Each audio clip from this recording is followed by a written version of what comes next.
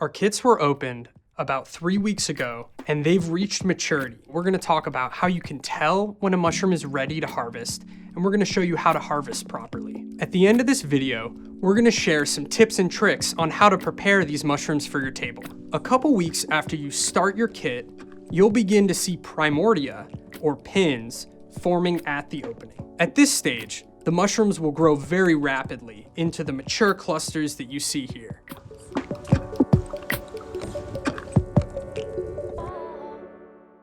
The easiest way to tell if your oyster mushrooms are ready to harvest is by paying attention to the color and shape of the cap.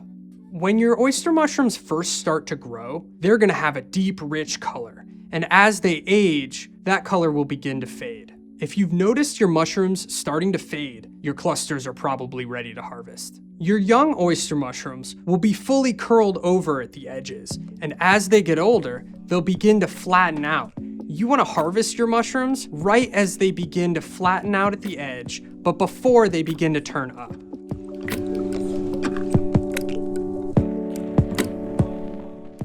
Growing lion's mane is a little different from growing oysters. With lion's mane, you're going to need to pay attention to the little spines or teeth that grow on the lion's mane fruiting body. When the lion's mane is young, the surface will be nice and smooth, and as it begins to mature, those little spines will form.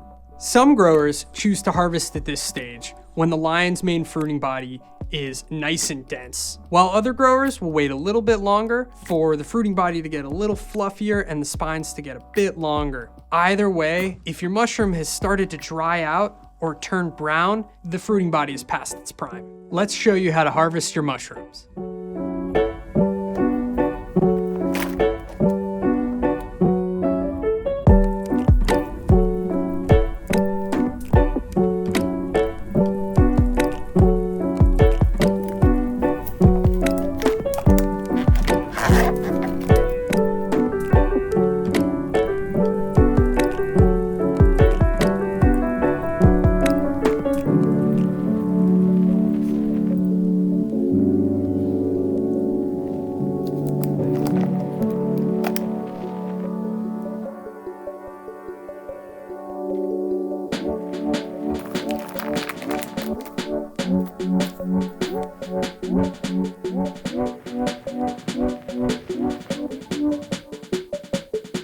Now we're ready for the best part of our mushroom growing adventure. We get to cook and eat our mushrooms. We've got oyster mushrooms and lion's mane here, and we're gonna show you some tips and techniques that are really focused on controlling the moisture content of mushrooms to give you the best taste and texture.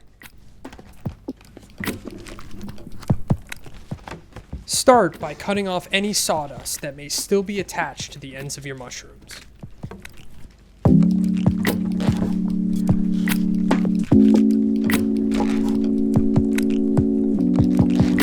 Fat is your friend because mushrooms really don't have much fat at all. Whether you're using butter or olive oil or any other fat, it's important to use plenty in order to facilitate browning and deepen flavor. If mushrooms are too close together, they'll steam rather than sear, and so you want to make sure that as your mushrooms are cooking, they're not touching directly or stacking.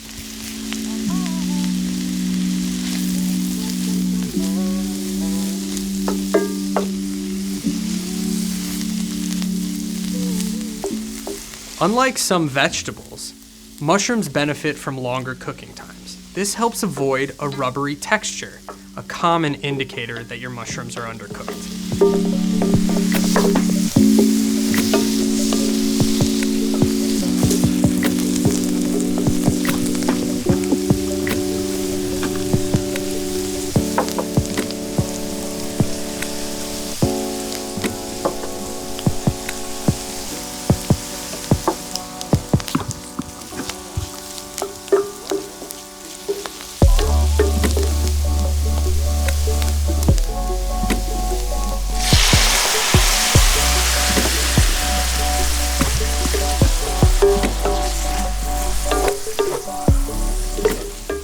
For best results, salt your mushrooms toward the end of the cooking process in order to minimize moisture loss before proper browning has occurred.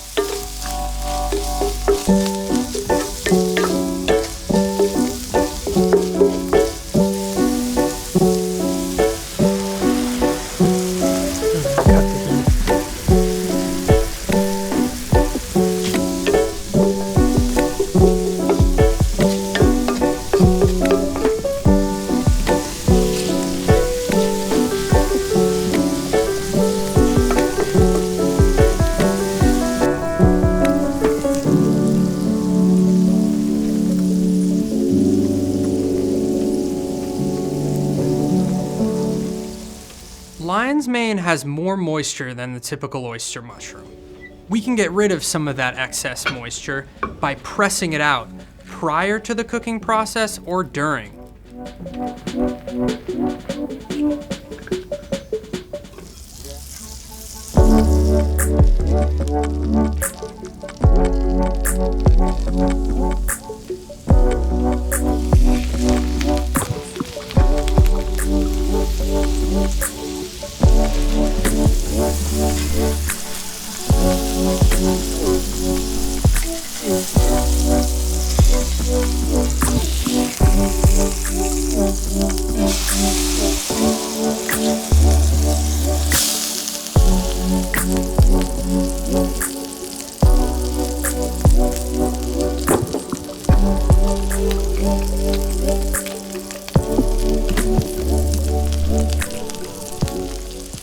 There are a range of techniques and recipes for cooking mushrooms, but by following these tips, you will help ensure your mushrooms have great texture and flavor, no matter what recipe you're following.